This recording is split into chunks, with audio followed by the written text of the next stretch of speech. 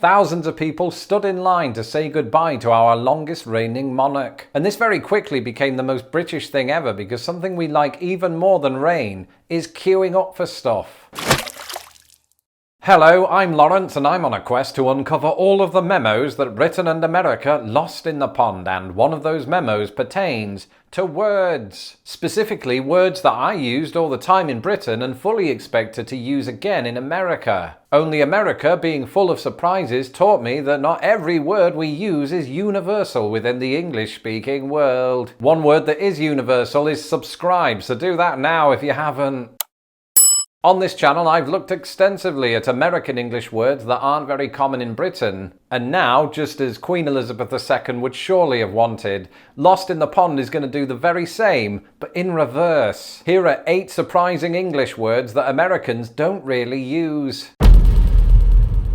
With some of these words, you can almost hear them in an American accent, and with others, you really can't. And I'd say the latter is true for the word Argy-Bargy. And right now, there are probably a lot of Americans thinking, that's not a real word, you are a liar, Lawrence Brown. And I think I'd think that too if I hadn't grown up in Britain, but Argy-Bargy is a real word, and it means to get into a real audible argument with somebody. And while it sounds like a humorous word that belongs in Monty Python or something, Argy-Bargy can be a pretty serious matter. See also handbags. You're confused, I can tell. That's okay, but after this video, I just want to hear Americans using Argy-Bargy in a sentence, because just how weird would that be? Argy-Bargy. Because you really sound out your R's, and it just takes it to a new level of completion.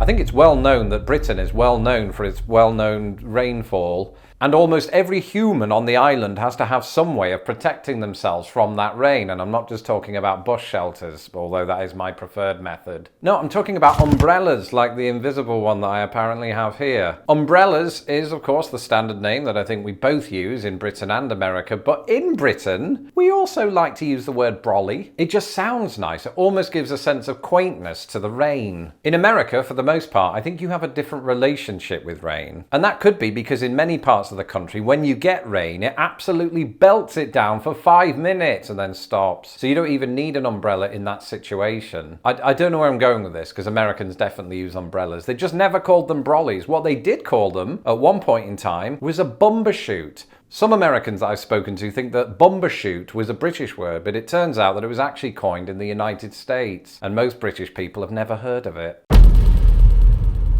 Cheeky. This used to be a big part of my vocabulary. Because in Britain, if you call somebody cheeky, that just means that they are a little bit mischievous. They're sort of adorable in a I can't believe you did that kind of way. And so it's often coupled with an equally mild insult like sod or so-and-so. You cheeky little so-and-so. Sorry, Mum, that was the best impression I could do. She doesn't have a beard. And as I sit here now just sort of reacting to these words, I can't really think what the American equivalent would be. Oh, you cheeky little so-and-so. That sounds weird, so there's got to be an alternative. I can't think of any, so just let me know in the comments below. And while we're on the subject, just a cheeky shout out to my patrons who make these videos possible. If you would like to become a patron of Lost in the Pond, you can do so today at patreon.com/lostinthepond.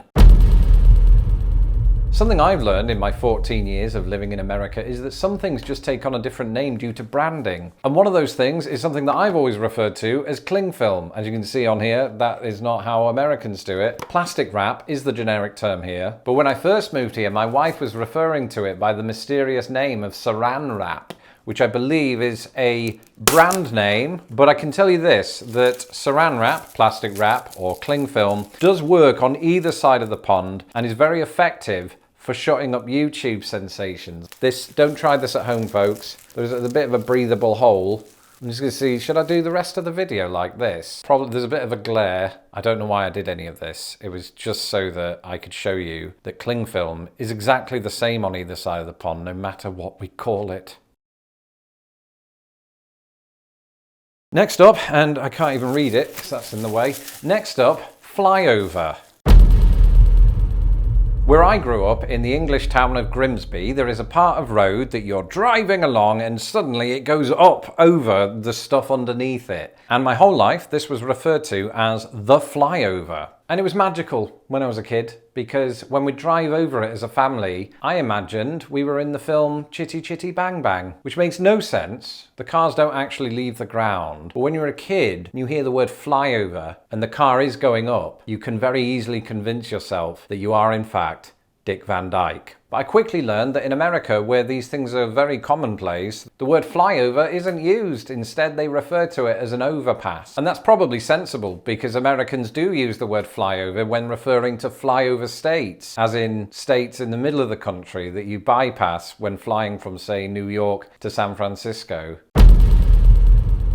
Just like America, Britain has its own words when it comes to food. Think of chips instead of fries. But it also has words specifically pertaining to the eating of food and the feeling of being hungry. And one of those words is peckish. Just about every 11 a.m. that I spent in Britain would see that word emanate from my lips. And I can already hear my wife's cousin Chad going, "What does it mean, Lawrence?" but in an American accent. And peckish just means hungry. So for example, I'm feeling a bit peckish, I might have a nibble, and for some reason I imagined Hannibal Lecter while I said that. So to clarify, we do use it about food and not people. And before we get onto this, I have heard it said that the word peckish did used to have a bit of traction in the United States, but it's become archaic.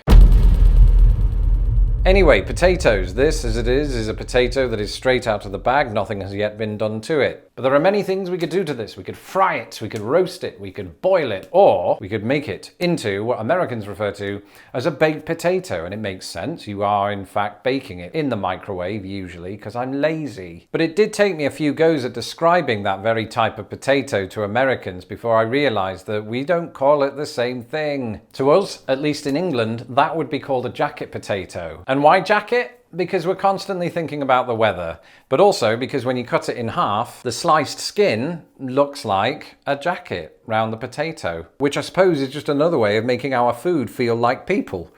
Don't tell Hannibal Lecter that. And now for the final word, a word that I've seen all week on news outlets in both Britain and America, and the very word that prompted this entire video, and that word is queue. Thousands of people stood in line to say goodbye to our longest reigning monarch. And this very quickly became the most British thing ever, because something we like even more than rain is queuing up for stuff. Ideally in the rain, so long as you've got a brolly and a jacket potato. And the queue became such a prominent part of the week's headlines that its very definition seems to have evolved before our eyes. I can almost imagine a world in which 10 years from now, people will use the queue to refer specifically to that time that they queued up for 407 years to say goodbye to Liz 2. Anyway, that's a long-winded way of arriving at the fact that Americans on the whole don't use the word queue. They didn't even reform the spelling of it to remove all of the vowels, which would have been fair enough. Instead, they just simply call it a line, which when you're thinking about it, under certain circumstances, we do that in Britain too, especially when referring to the monarchy and the next in line to the throne. And that's it for this episode. Of course, there are many more such words that didn't catch on in America, so let me know your favourites below. I'm Lawrence Brown. Go and follow me on Twitter at LostInThePondUS, and don't forget to subscribe to my channel so that I don't have to. Until the next video, goodbye.